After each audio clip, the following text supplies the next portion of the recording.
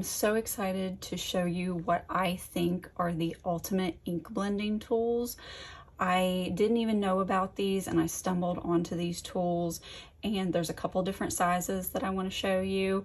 But if you are into batch card making, you need to see these tools and understand how they work, because they are absolutely amazing, especially if you are batch making cards and doing a lot of ink blending. Now I want to introduce you to some of the tools that I have been using before we get into the ones that I have been using now.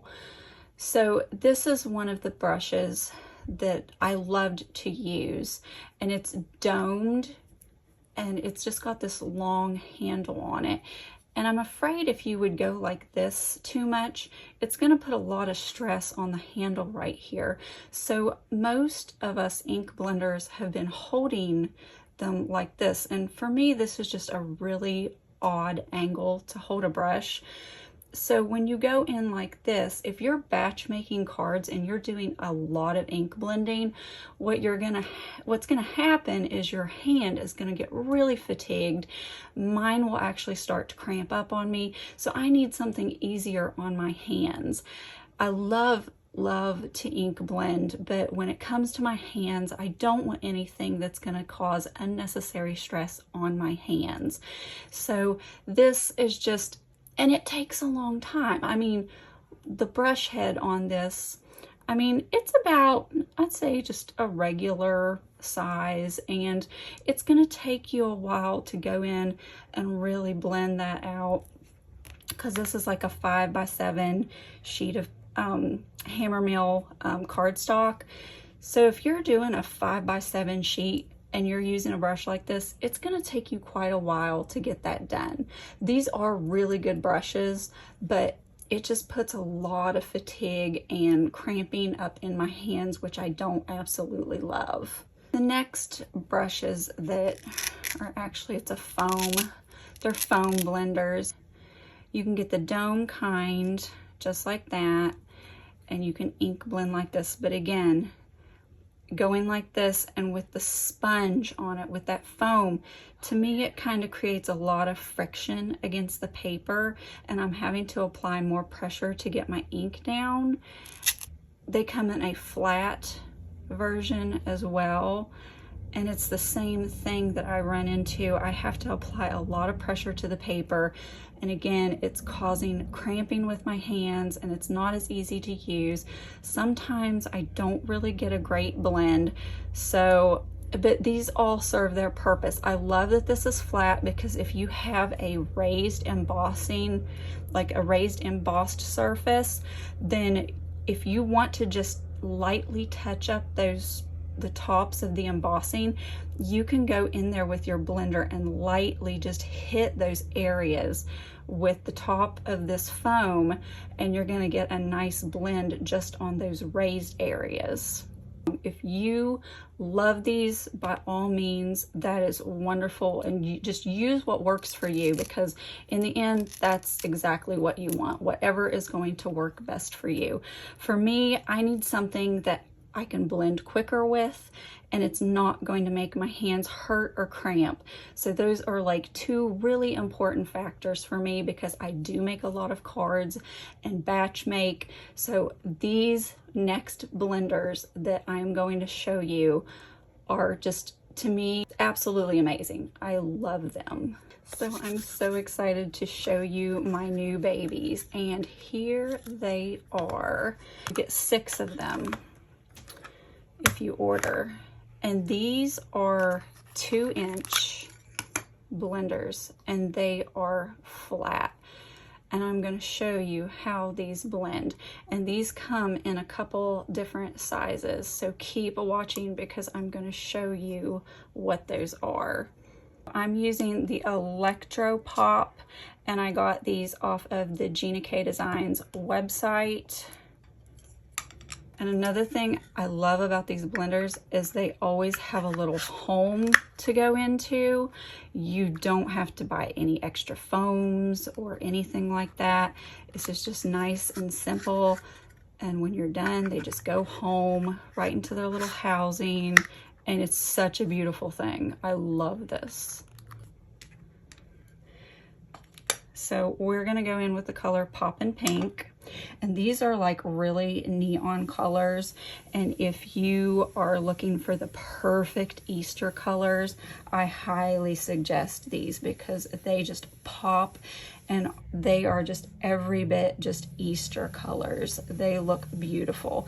But look how quick and smooth I'm getting this blend, and I am not applying hardly any pressure at all on this, and it's just blending absolutely gorgeous. And you can build up the color as dark as you want and just make it absolutely pop. But look how quick this is going. This is the most magical thing I have ever seen, and I absolutely just love it. So I'm going kind of fast here to show you if you want to batch make cards. This is going to be so super quick if you're using gigantic pieces of paper or like 5x7 cardstock. So we're going to put this one away. And this is sticky grid, if you're wondering what this is. It's sticky and tacky on both sides, and it holds down my ink pads perfectly. And that's also what I have underneath of this sheet of paper or cardstock holding it in place. So next we're going to go in with the Potent Purple. And you can just see right away how pretty this is going to be.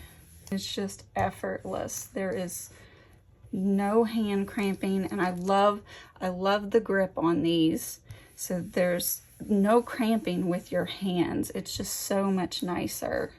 We can just blend and get this as dark as we want it.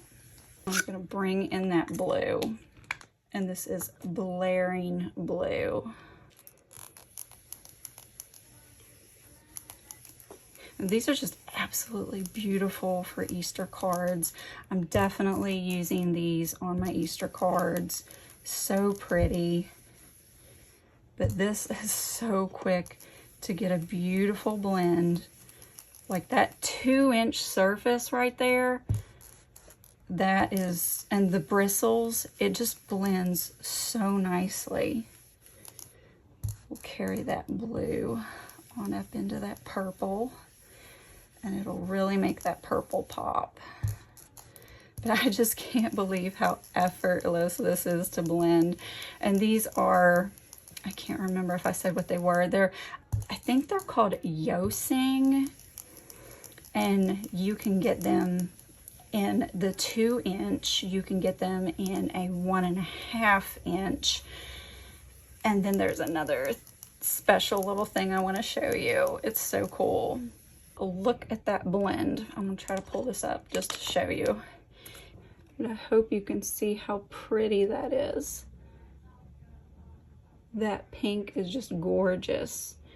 Like, I know it's not even gonna pick it up on camera to show you, but it's like a neon pink, and it's absolutely so pretty. When I ordered all of my blenders, I ordered in a bundle, and in the bundle came 4 of the 1.5-inch blenders. So these are the 1.5-inch blenders. It's good to have different size blenders depending upon the project that you're doing and where you want to blend. So if you're batch making backgrounds, the big ones are the way to go. The 2-inch, like, amazing. But if you just need something a little bit smaller for a project, they do have the smaller size that you can get. And I do believe these are the 1.5 inches. So I got 4 of those. So I just used these ones for my colored, and then these are going to be for more of my red, brown, black, gray, those colors. But having the smaller size and having the different sizes is actually a really good way to go because of the different size cardstocks that you could be using.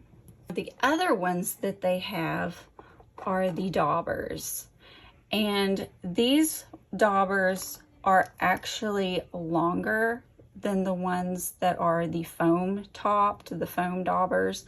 These ones are brush. Look at that. Hope you can see that.